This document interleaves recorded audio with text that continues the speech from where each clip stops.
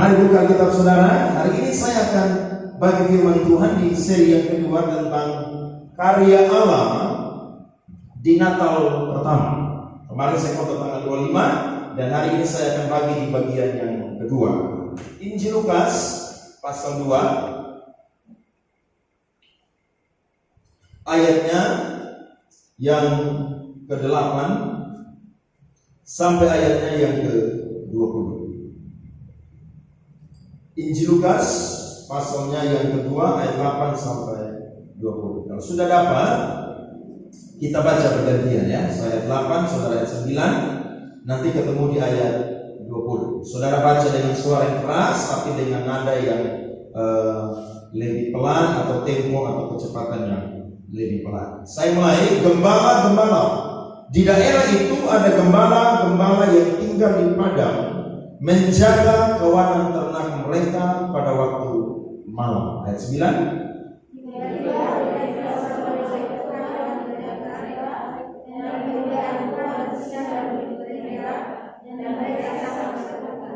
Lalu kata malaikat itu kepada mereka, jangan takut, sebab sesungguhnya aku memberitakan kepadamu kesukaan besar untuk seluruh bangsa.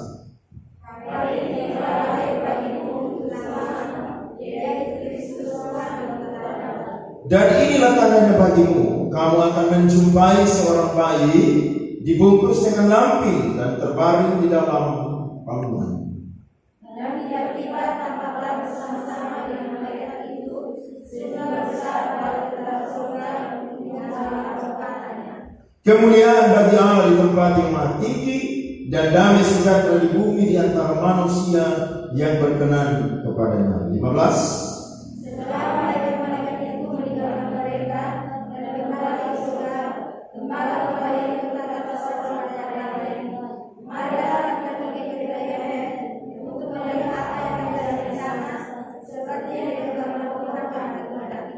Lalu mereka cepat-cepat berangkat menjumpai Maria dan Yusuf dan bayi itu yang sedang berbaring di dalam palungan.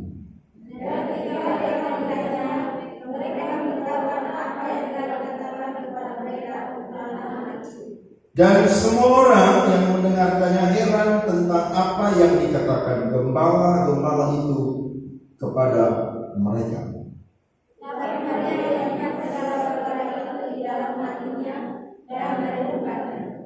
Sama-sama. Maka kembalilah gembala-gembala itu sambil memuji dan memuliakan Allah karena segala sesuatu yang mereka dengar dan mereka lihat, semuanya sesuai dengan apa yang telah dikatakan kepada mereka. Amin buat firman Tuhan. Saudara, Injil Lukas mencatat sebuah kejadian tentang kelahiran Kristus pertama kali berbeda dengan yang dicatat oleh Matius. Lukas melihat bahwa kelahiran Yesus Kristus itu terjadi di tempat yang terpencil dan jauh dari keramaian orang. Maka berita itu diteruskan oleh malaikat Gabriel kepada orang-orang yang dekat dengan tempat di mana Yesus lahir. Dan orang-orang itu adalah para gembala-gembala. Nah, ada banyak orang saudara yang beberapa tahun yang lalu tidak mau lagi merayakan Natal. Kenapa? Karena mereka skeptis atau mereka meragukan bahwa Yesus tidak lahir di bulan Desember. Kenapa? Karena di Israel bulan Desember adalah cuaca atau bulan itu yang sudah sangat dingin atau terjadi yang namanya hujan lebat, sama seperti kita 11-12. Tapi keadaan di sana saudara lebih lagi. Kenapa? Karena memang bulan Desember adalah bulan di mana orang-orang tidak bisa lagi yang namanya menggembalakan kambing domba. Tapi saudara, ketika Allah mau bekerja, maka segala sesuatu yang mustahil menjadi tidak mustahil. Amin. Banyak orang tidak lagi mau merayakan Natal karena mereka merasa bahwa Yesus tidak lahir di bulan Desember. Tapi saya mau berkata kepada kita bahwa Yesus mau lahir bulan Desember atau bulan apapun juga, itu tidak jadi masalah. Yang menjadi poin atau yang menjadi titik berat yang penting dalam kehidupan kita adalah Yesus pernah lahir di dunia dan dia datang untuk menyelamatkan umat manusia. Berarti kita bisa rayakan Natal di bulan Januari juga bisa. Kita bisa rayakan Natal di bulan Februari juga bisa.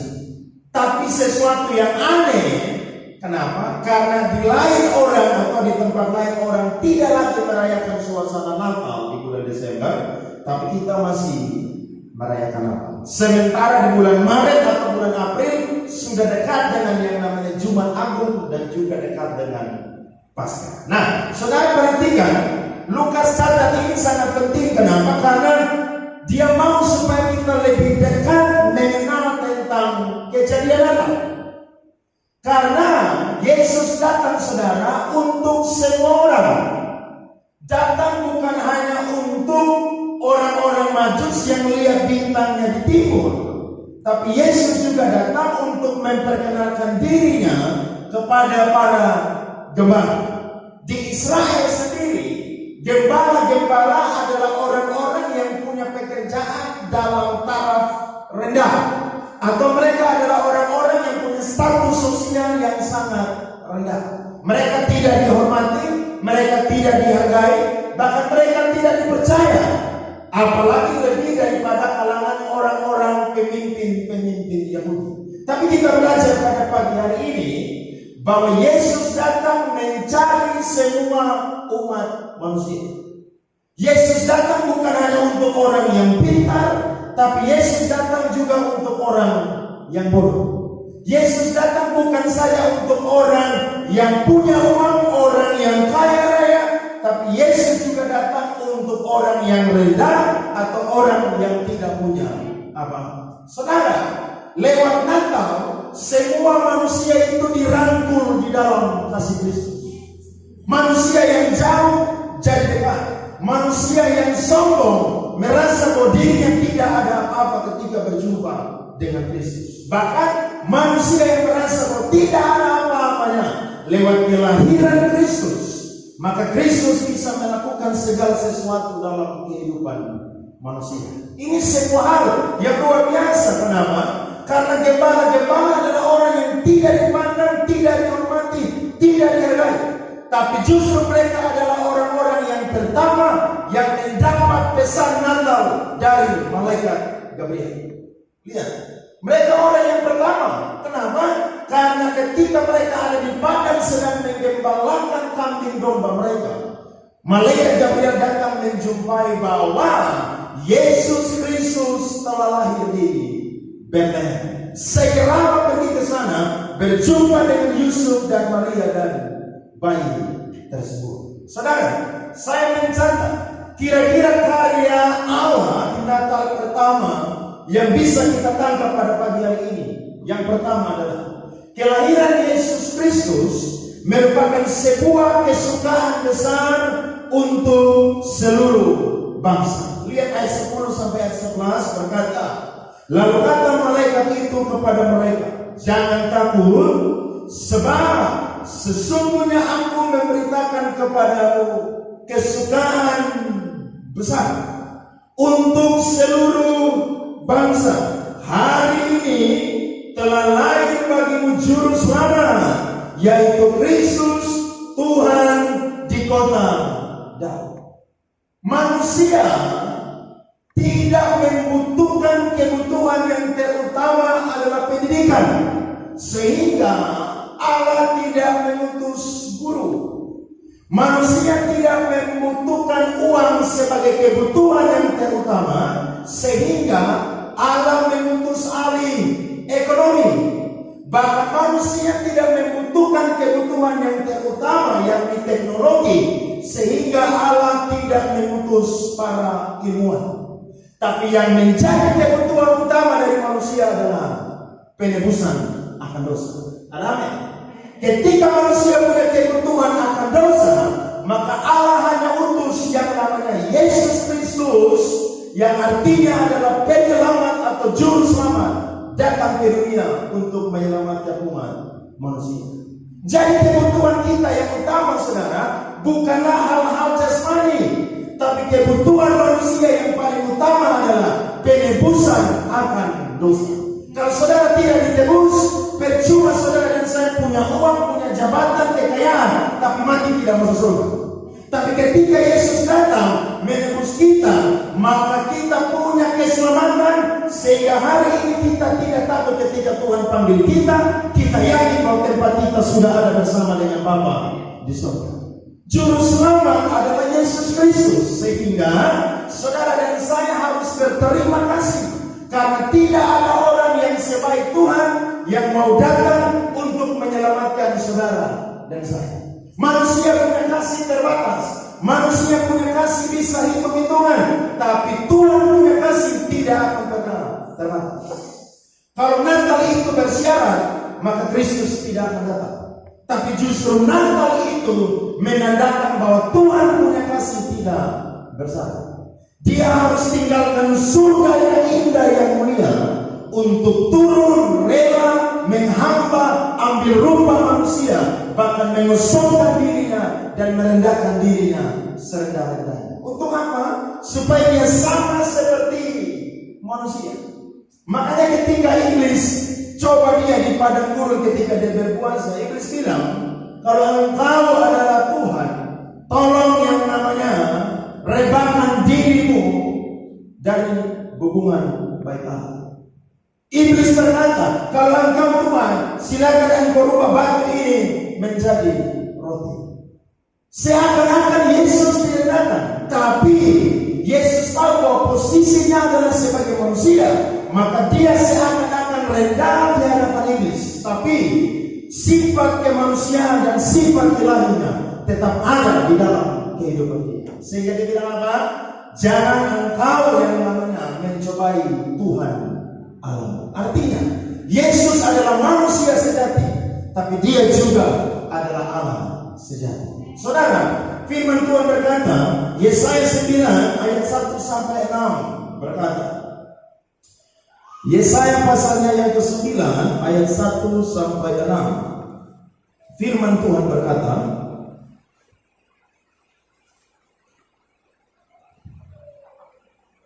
bangsa yang berjalan di dalam kegelapan telah melihat terang yang besar. Mereka yang diam di negeri kekelaman, atasnya terang telah bersinar. Engkau telah menimbulkan banyak sorak-sorak dan sukacita yang besar. Mereka telah bersukacita di hadapanmu, seperti sukacita di waktu panen, seperti orang bersorak-sorak di waktu membagi-bagi jalan. Sebabku yang menekannya dan gandar yang di atas baunya, serta tongkat si penindas telah kau patahkan seperti pada hari kekalahan Midian. Sebab setiap sepatu tentara yang berderap-derap dan setiap jubah yang berlumuran darah akan menjadi umpan api. Lihat ayat 5 sampai 6. Sebab seorang anak telah lahir untuk kita, seorang putra telah diberikan untuk kita. Lambang pemerintahan ada di atas bahunya, dan namanya disebutkan orang Penasihat Ajaib, Allah yang perkasa, Bapa yang kekal, Raja damai. Besar kekuasaannya, dan damai sejahtera tidak akan berkesudahan di atas tahta daun dan di dalam kerajaannya. Karena ia mendasarkan dan mengokohkannya dengan keadilan dan kebenaran dari sekarang sampai selama-lamanya. Kecemburuan Tuhan semesta alam akan melakukan hal ini. Saudara, Tuhan punya gelar yang sangat luar biasa. Dengan gelar itu menunjukkan sifatnya. Yang pertama, dia adalah penasihat ajaib. Dia adalah Raja damai. Kemudian dia adalah Allah yang perkasa. Dan yang keempat adalah dia adalah Bapa yang kekal. Siapa lagi yang selain Tuhan dalam kehidupan saudara dan saya? Tidak ada. Amin. Tidak ada yang sebaik Tuhan. Kenapa? Karena dia punya segala-galanya. Berarti ketika dia punya segala-galanya, lewat kejadian Natal, dia sudah memberikan segala-galanya juga kepada manusia.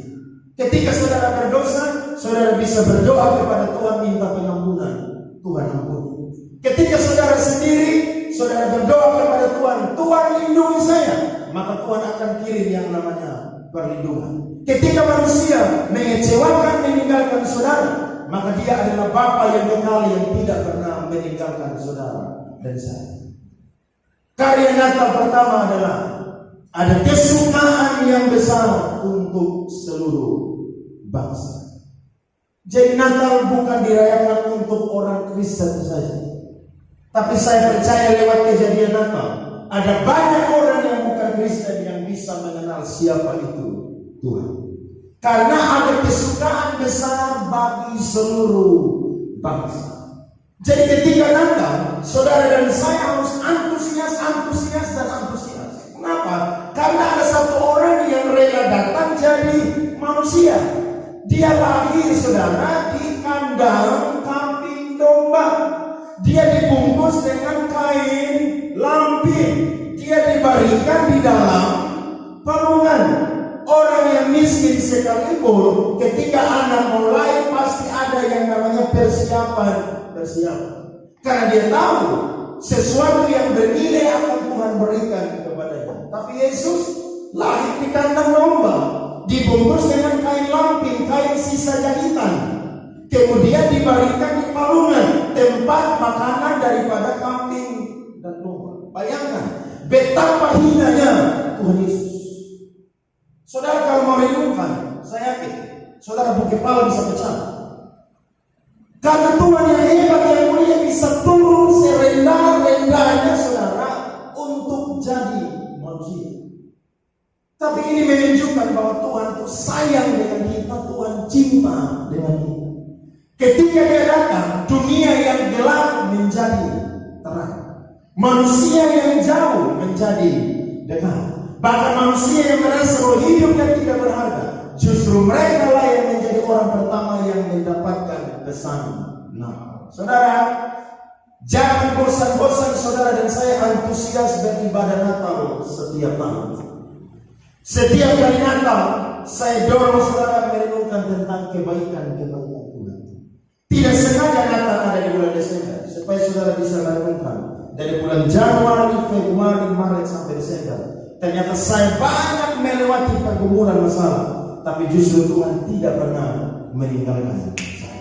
Karena dia penasihat ajaib, dia Bapa yang kekal, dia Allah yang perkasa, dan juga dia Raja damai. Beri tepuk tangan buat Tuhan yang luar biasa.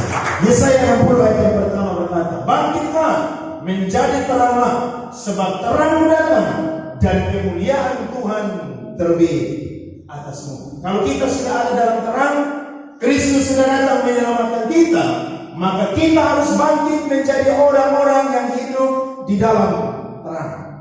Jangan Natal ada, kita merayakan, tapi ketika Natal selesai, maka hidup kita kembali ke dalam kegelapan.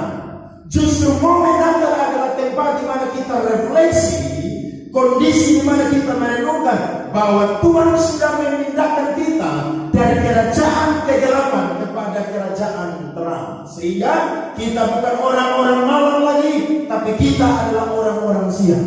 Kita adalah garam dunia dan terang dunia. Hidup harus berbeda. Amin. Makanya masa 2021 saudara harus punya visi dalam kehidupan. Kira-kira saya mau bikin apa di tahun 2021? Dalam pekerjaan saya harus lebih maju bekerja, supaya saya di mana bekerja, tempat itu diberkati oleh Tuhan. Masuk 2021, saya punya ibadah mungkin di 2020 agak bolong-bolong. Saya tidak akan lagi yang namanya main-main.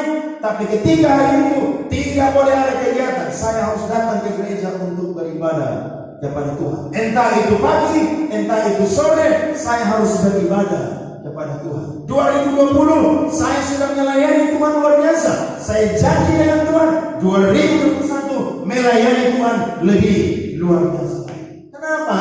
Karena kita harus bangkit. Kita bukan orang gelap lagi, tapi kita adalah Kristus datang memberitakan kabar baik yang pertama kepada para gembala. Ada kesukaan besar bahwa ada seorang raja yang sudah lahir. Sekalipun dia lahir di kandang domba, dia dibaringkan dalam kurungan, bahkan dibungkus dengan kain lampin, tapi dia adalah raja yang menyelamatkan umat manusia. Ingat Yesus. Amin. Saya suka firman Tuhan. Coba saudara buka Ibrani pasal 12 ayat 3. Ibrani pasal yang ke-12 ayat yang ke-3. Firman Tuhan luar biasa. Ibrani pasal 12 ayatnya yang ke-3. Sudah dapat? Mari kita baca sama-sama. 1, 2, 3. Ingatlah selalu akan Dia yang tekun menanggung bantahan yang sehebat itu terhadap dirinya dari pihak orang-orang berdosa, supaya jangan kamu menjadi lemah dan putus asa. Tuhan bilang ingatlah selalu akan Dia. Jadi kalau saudara lemah, ingat siapa? Kristus. Kemarin saya lagi santai-santai, teman pulang selamat di rumah, saya ke handphone bunyi. Saya kaget, ada teman saya telepon. Saya pikir dia mau selamat Natal, jadi saya telepon balik dia. Kemudian langsung dia bilang, "Papen, shalom." Saya bilang, "Kakak, shalom, selamat Natal." Tapi habis shalom, saudara langsung dia nangis. Saya tanya, ada masalah? Dia bilang, "Papen, tolong saya." Saya bilang, "Kenapa?" Dia bilang, "Saya punya suami mau ceraikan saya." Saya bilang, di hari Natal ada kesukaan besar, tapi ada masalah juga dalam kehidupan orang Kristen. Maka saya tanya, saya dengar dia punya saksian, dia cerita dan lain sebagainya. Karena sebagai konselor atau konseling tidak boleh banyak ngomong, tapi harus lebih banyak dengar. Saya dengar. Maka saya bilang, "Kalau sudah habis ngomong, saya tanya boleh, kira-kira masalahnya apa?" Kemudian dia cerita, "Papen, saya jujur, saya sudah melakukan kesalahan. Ada orang ketiga di antara hubungan kita." Maka saya tanya, saudara. Maka dia cerita semua. Tapi di akhir kata dia bilang begini, "Saya mau bertobat." Itu kalimat menarik, saudara. Kenapa? Karena sekalipun dia sudah jatuh, rumah tangganya diambang perceraian, tapi ada sebuah komitmen yang baru lewat Natal. Dia bilang bahwa saya mau bertobat. Maka saya bilang begini, itu sebuah keputusan yang luar biasa. Saya doa buat kakak ya. Saya doa. Terus dia bilang, kira-kira apa yang harus saya buat? Saya bilang begini, kalau kakak mau, kakak nasar dari Tuhan. Kalau Tuhan selamatkan kakak rumah tangga, kakak mau bikin apa dengan Tuhan? Terus dia bilang begini, "Papen, kalau Tuhan sampai selamatkan saya punya rumah tangga, maka saya akan jadi orang Kristen yang cinta Tuhan mati." Saya bilang, "Oke, kita doa." Saya doa buat dia. Tadi malam dia terus malam di WhatsApp, saya bilang, "Kakak, saya bantu doa." Kenapa? Karena suaminya malu, saudara, dan rasa-rasa tidak bisa lagi. Dan dia berkata bahwa kamu harus gugat cerai saya. Karena dengan bercerai, kamu akan mengembalikan harga diri saya. Bayangkan. Saya pikir-pikir ini masalah berat. Tapi saya bilang kepada dia, "Kakak, tidak ada yang mustahil ketika kakak berdoa. Kalau kakak minta ampun, merendahkan diri, janji mau bertobat, saya percaya pasti ada yang namanya kemuliaan dari Tuhan." Saya tidak tahu apa yang terjadi, tapi saya bisa berdoa lewat kelahiran Yesus Kristus.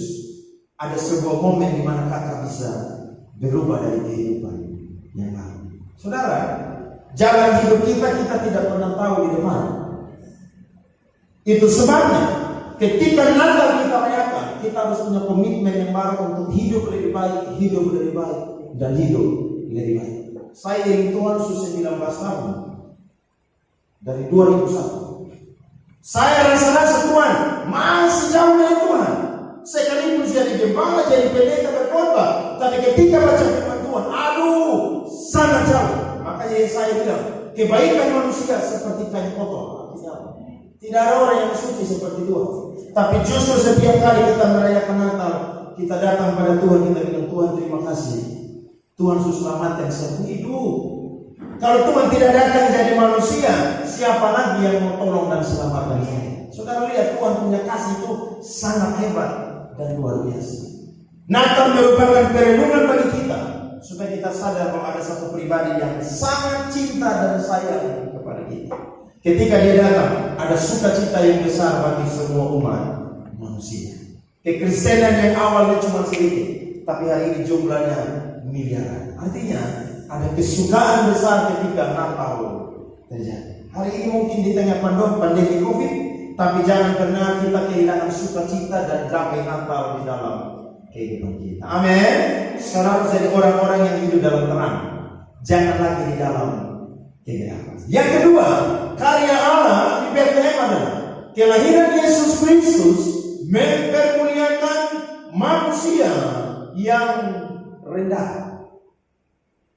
Saya catat di poin 2, saudara, karena Tuhan datang mencari orang-orang yang sebenarnya punya hati sikap kehidupan yang rendah. Salah satunya adalah gembala. Tuhan datang, saudara, supaya bisa mengangkat harkat, martabat, dan derajat daripada gembala. Karena sudah terlalu lama bertahun-tahun, mereka adalah orang-orang yang direndahkan, yang tidak dihormati, yang tidak dihargai, tidak dipercaya. Tapi lewat kelahiran Yesus Kristus, Tuhan mempermuliakan mereka. Bahkan Yesus lahir di Bethlehem, daerah yang sepi, tidak banyak keramaian orang, tapi justru Yesus pilih di sana lahir supaya bisa mengangkat harkat, derajat, dan martabat. Lewat kedatangan Kristus pertama kali, Kristus angkat kita punya harkat dan martabat. Bayangkan mereka orang yang dapat pesan pertama kali. Bukan orang dua, bukan orang ketiga, tapi orang yang pertama kali. Artinya apa? Mereka sumber informasi. Mereka tangkap pesan daripada malaikat Gabriel, maka mereka segera berlarilah untuk berjumpa dengan Yusuf, Maria, dan bayi Yesus. Mereka sangat dihargai oleh Tuhan. Tuhan tidak memberitahukan kepada ahli-ahli Taurat, orang-orang Farisi, tua-tua imam-imam kepala Yahudi, tapi Tuhan sampaikan kepada para gembala. Kabar baiknya adalah Tuhan datang untuk kita, orang-orang yang tidak dipandang manusia. Kita orang-orang yang mungkin biasa di mata manusia, dan orang lihat kita tidak ada apa-apa. Tapi saya mau bilang, justru manusia kita tidak ada apa-apa. Tuhan bilang kita ada apa-apanya. Manusia kita tidak berharga, tidak bernilai secara ekonomi, secara status sosial, secara pendidikan, dan lain sebagainya. Tapi penilaian Tuhan berbeda dengan penilaian manusia. Manusia bisa lihat Tuhan, tapi Tuhan lihat hati. Tuhan lihat bahwa gembala-gembala adalah orang-orang yang sudah bertahun-tahun mereka direndahkan. Ini waktunya Tuhan mau mempermuliakan mereka, sehingga pesan Natal pertama kali disampaikan kepada mereka. Saudara, Tuhan mau angkat kehidupan kita. Lewat Natal Tuhan mau mempermuliakan saudara. Lewat Natal ada berkat yang baru yang Tuhan sediakan bagi saudara dan saya.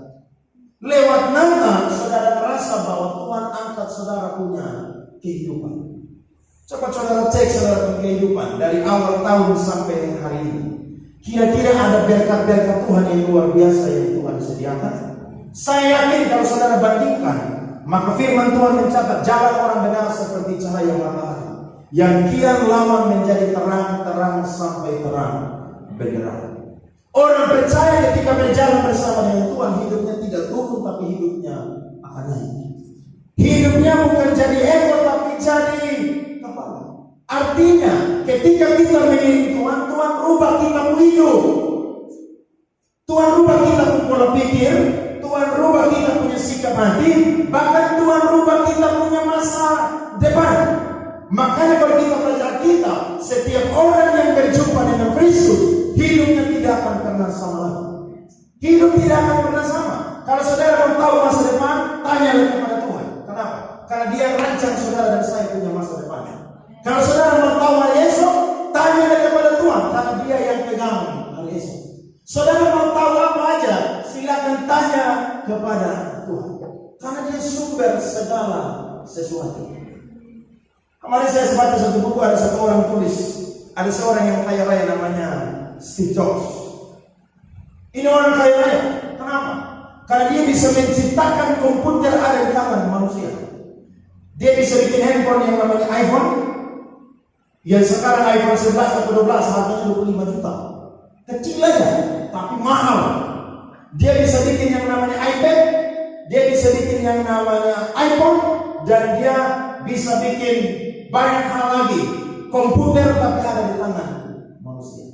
Suatu kali dia punya cita-cita yang tinggi. Dia berkata kepada seorang pemilik atau penemu dari minuman yang bernama Pepsi. Dia berkata bahwa kamu harus punya kehidupan yang lebih baik. Kamu harus jadi orang yang lebih baik.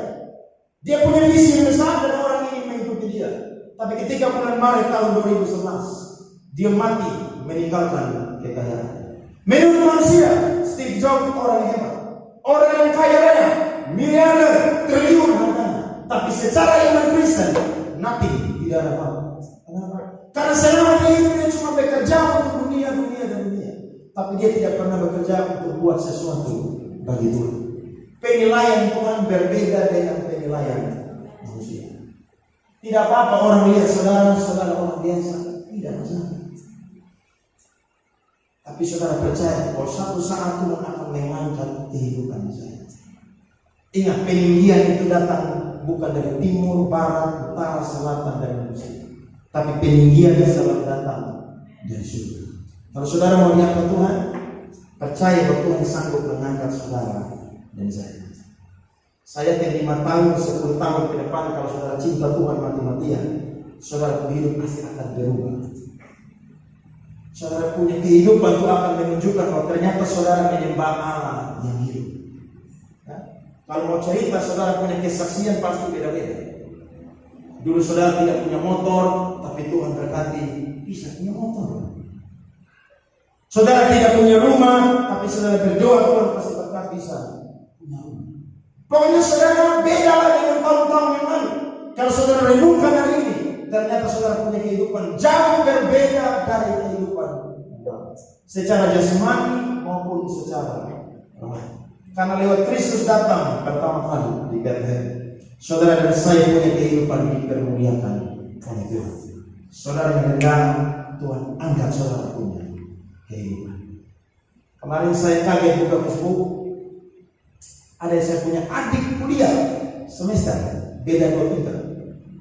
Sekarang dia jadi pendeta di Bandung. Saya sharing dengan dia. Selama kuliah ini anak ini dijauhi oleh orang-orang. Kenapa? Karena dia anak yang datang dari sebuah provinsi orang miskin. Saya ingat ketika dia kuliah, saudara, di pembagi mungkin sekitar 2 atau 3 saja. Saya adalah orang yang suka bantu dia. Praktir dia makan, kadang-kadang jalan-jalan, kadang-kadang dapat baju yang murah, saya beli kasih dia. Karena waktu kuliah saya sudah praktek, bisa beli motor, dapat gaji tiap bulan, jadi agak sedikit mampu lebih dari mereka. Bahkan kerja tugas kalau di warnet, kalau tidak punya komputer, dia selalu minta, "Kale, pinjam uang, saya mau kerja dulu." Saya bilang, "Iya, ada kerja." Saya kaget saudara. Sekarang dia besar kan. Dan salah satu yang dia dijauhi orang adalah anaknya memang kurang bersih. Karena memang orang tidak punya apa-apa, jadi secara penampilan sangat jauh dari target orang. Tapi anak ini saudara kuat belajar dan kuat berdoa. Hari ini jadi gembala hebat, kecil aja, lebih pendek dari saya. Tapi saya lihat dia sekarang, saudara, rambutnya rapi, wajahnya bersahaya, tubuhnya gemuk, dan saya lihat gerejanya, wow, luar biasa. Saya bilang, Tuhan kalau angkat orang begitu itu tidak tahu ke depan apa yang terjadi. Saya tahu, saudara tidak tahu apa yang terjadi. Kalau Tuhan merubah orang begitu, bisa aja dirubah. Makanya ketika saudara lihat orang, jangan anggap remeh orang. Tidak boleh. Jangan anggap remeh. Contohnya seperti kita punya anak-anak sekolah minggu. Saudara jangan anggap remeh mereka. Kalau saudara jodoh mereka, besok-besok mereka akan jadi orang hebat kalau mereka punya karir dan profesi. Saya lihat Tuhan luar biasa ini. Saya punya teman-teman, dia punya angkatan yang dulu gaya-gaya, tidak jadi apa-apa. Yang sombong-sombong, yang mulia serba ada, bayar remis uang tersedia, hari ini tidak jadi apa-apa. Sementara dia datang dari kampung, pakaian saja tidak banyak dia punya. Pelayanan di gereja waktu itu cuma 1 pel gereja, karena belum bisa khotbah. Tapi hari ini Tuhan berkati dia punya jemaat yang kurang lebih sekitar 200-300. Baru menggembalakan kurang lebih sekitar 6 tahun. Tapi Tuhan berkati dia punya gereja yang cukup besar. Saya lihat fasilitasnya luar biasa. Saya bilang kepada dia, adik, Kak Andre juga mau seperti kamu. Dia bilang, Kak Andre, tidak ada yang mustahil bagi Tuhan. Amin. Tuhan datang angkat kita punya harkat, martabat, dan derajat. Manusia bisa lihat dari luar tidak ada apa-apanya, kita cuma bilang, saya sudah diangkat oleh Tuhan. Saya percaya satu saat Tuhan akan mempermuliakan kehidupan. Berikan kita. Yang ketiga, karya Allah Natal pertama adalah kelahiran Yesus Kristus menjadikan orang percaya saksi yang efektif tentang siapa Tuhan dan Juru Selamat dunia. Saudara lihat ayatnya yang ke-15 sampai ayat yang ke-18. Firman Tuhan berkata, setelah malaikat-malaikat itu meninggalkan mereka dan kembali ke surga, gembala-gembala itu berkata seorang kepada yang lain, marilah kita pergi ke Bethlehem untuk melihat apa yang terjadi di sana, seperti yang diberitakan Tuhan kepada kita. Lalu mereka cepat-cepat berangkat dan menjumpai Maria dan Yusuf dan bayi itu yang sedang berbaring di dalam palungan. Dan ketika mereka melihatnya, mereka memberitahukan apa yang telah dikatakan kepada mereka tentang anak itu. Dan semua orang yang mendengarnya heran tentang apa yang dikatakan gembala-gembala itu kepadanya. Karya Kristus di Natal pertama adalah orang-orang yang percaya kepadanya menjadi saksi yang efektif untuk menceritakan siapakah Juru Selamat dunia. Natal adalah kekuatan bagi kita untuk menceritakan kepada orang-orang bahwa Juru Selamat dunia hanya satu. Namanya adalah Yesus Kristus. Imam banyak, nabi banyak, rasul banyak, guru banyak, tapi Juru Selamat hanya satu. Namanya adalah Yesus Kristus. Tidak ada yang lain. Di bawah orang ini tidak ada nama lain yang diberikan kepadanya selain nama Yesus Kristus, yang olehnya semua orang dapat diselamatkan. Saudara, kita bangga punya Tuhan Yesus. Kenapa? Karena kita bisa menceritakan bahwa Dia adalah satu-satunya Juru Selamat umat manusia.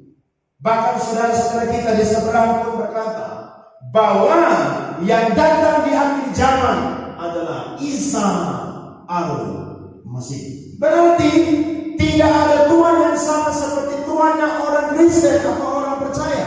Dia datang dari surga, tapi dia juga yang akan pergi ke surga dan sudah ada di surga dan akan datang lagi kedua kali untuk menjemput saudara dan saya.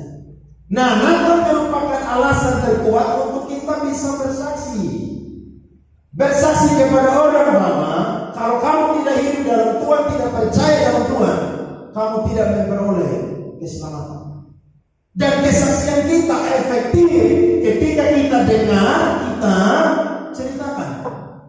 Dan orang yang bisa jadi saksi adalah menjadi saksi. Kalau saudara tidak percaya Yesus, jangan pernah mau bersaksi tentang Tuhan Yesus. Kenapa? Karena kita sendiri pun meragukan Tuhan Yesus. Tapi ketika kita percaya kepada Yesus bahwa Dia adalah Juru Selamat dunia, maka kita bersaksi kepada orang lain bahwa tidak ada Tuhan yang sama seperti Tuhan Yesus. Saudara kemana-mana bersaksi, ketemu orang, saudara bersaksi tentang Tuhan punya kebaikan. Saudara ceritakan bagaimana proses saudara bertobat berjumpa dengan Tuhan. Ceritakan bagaimana saudara hari ini punya kehidupan berubah. Semua karena Tuhan.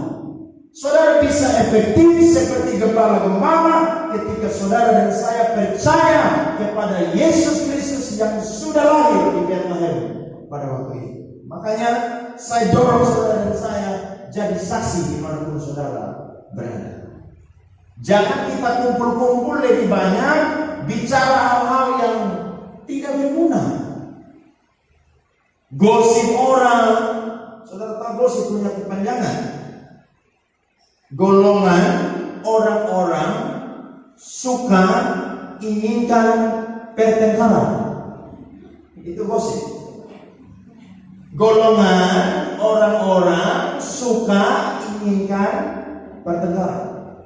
Saya yakin di mana ada gosip, maka dampaknya adalah pertengkaran.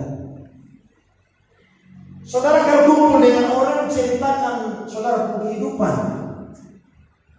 Tadi malam teman saya datang selamat di rumah jam 12:30 baru pulang. Bikin apa? Cerita kehidupan. Dia cerita dari kehidupan. Saya juga cerita satu kehidupan.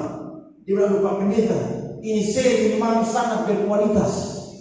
Daripada saya ketemu anak-anak yang jelas dong, saya tidak dapat apa-apa, tapi memang saya dapat berkat yang luar biasa. Saudara cerita saudara kehidupan. Dulu tuh saya ini, kehidupan ini terlalu gelap. Saya tidak tahu gereja, ya. Saya tidak ingat Tuhan. Saya acuh-acuh dengan Tuhan. Tapi ketika Tuhan jamah saya punya kehidupan, Tuhan tangkap saya dapat kasih karunia Tuhan. Hari ini kayaknya kalau tidak ibadah tidak bisa, saya harus ibadah. Saya lihat saya punya kehidupan dulu itu, tidak ada apa-apanya. Tapi sekarang saya lihat berkat Tuhan itu tidak pernah berhenti datang di dalam saya punya kehidupan. Saudara bisa bersaksi tentang saudara hidup, jangan orang lain. Kenapa? Karena orang lain punya kesaksian, itu kesaksian tidak akan hidup. Tapi kalau saudara punya kesaksian, maka itu akan menghidupi orang lain. Ketika saudara bersaksi, orang bilang, kok bisa? Saya bilang bisa, tidak ada yang mustahil. Ceritakan rumah tangga saudara, anak-anak dipulihkan, ya. Keluarga saudara dulu ekonomi susah, tapi ketika cinta Tuhan, ilmu Tuhan, kayaknya berkat Tuhan itu selalu tersedia bagi saudara punya rumah tangga. Dulu makan susah, minum susah, uang susah, tapi sekarang ada aja berkat Tuhan yang Tuhan kasih buat saya punya keluarga. Saudara bisa ceritakan itu sehingga orang bisa percaya kepada Tuhan. Apa saja menjadi saksi itu tidak sulit. Kita cuma ngomong tentang siapa yang selamat dan kehidupan kita yang diubahkan oleh Tuhan. Ketika kita bersaksi tentang Juru Selamat dan hidup kita yang diubahkan oleh Tuhan, saya yakin Tuhan akan bekerja dalam kehidupan orang tersebut. Makanya setiap pagi kalau saya bangun, saya selalu doa dengan Tuhan. Saya bilang, Tuhan, hari ini saya mau dapat mujizat dari Tuhan. Entah itu tantangan, masalah pergumulan, saya yakin di balik masalah pergumulan itu ada mujizat yang Tuhan sediakan. Saudara, iring Tuhan harus alami Tuhan. Ada amin? Iring Tuhan jangan dengar dari kata orang, tapi iring Tuhan harus alami Tuhan. Kalau saya tanya saudara, siapa yang punya kesaksian di 2020 yang luar biasa? Saya harap saudara bisa kesaksian minimal satu mujizat yang Tuhan sediakan. Minimal satu. Jangan orang tanya atau saya tanya, mujizat 2020 apa? Tidak ada. Mujizat ya saya masih bisa bernapas, mujizat. Itu mujizat yang Tuhan kasih buat semua orang. Tapi ada hal-hal yang mungkin saudara gumuli di tahun ini, menurut manusia itu suka. Tapi ketika saudara mengimani, saudara percaya kepada Yesus Kristus, maka Tuhan jawab saudara punya pergumulan. Tuhan jauh saudara punya pergumulan. Tuhan ubahkan saudara punya pergumulan. Saya berdoa sampai hari ini ada satu pergumulan yang Tuhan tolong beri bagi saya. Ini semua lewat 2020. Tuhan juga mau kasih mujizat. Tapi saya yakin penundaan dari Tuhan itu kadang-kadang baik bagi kita. Supaya kita lebih banyak berdoa, lebih banyak minta kepada Tuhan, dan lebih banyak sabar. Dan lebih lagi karakter kita dibentuk. Supaya ketika kita jadi orang yang punya sesuatu yang mungkin dari Tuhan yang hebat dan luar biasa, kita tidak jadi orang yang sombong dan lupa kepada Tuhan. Kadang-kadang kalau kita doa minta sesuatu, Tuhan langsung kasih. Tapi kadang-kadang juga Tuhan bilang tidak. Tapi kadang-kadang juga Tuhan bilang nanti baru Tuhan kasih. Artinya Tuhan punya time itu selalu tepat bagi saudara dan saya. Menurut saudara Tuhan tidak tolong, tapi saya yakin Tuhan menolong. Lewat Natal biar kita menjadi anak-anak Tuhan yang sudah percaya di dalam Tuhan. Kita mau bersaksi kepada orang lain. Saudara menjadi saksi. Ketemu orang ceritakan tentang saudara hidup, tentang bagaimana Tuhan selamatkan saudara. Kalau saudara mungkin dalam pergaulan orang bilang begini, kamu jangan jadi pendeta. Saudara bilang, memang saya tidak jadi pendeta, tapi Tuhan bilang dimanapun saya berada, saya harus jadi pelita bagi orang lain.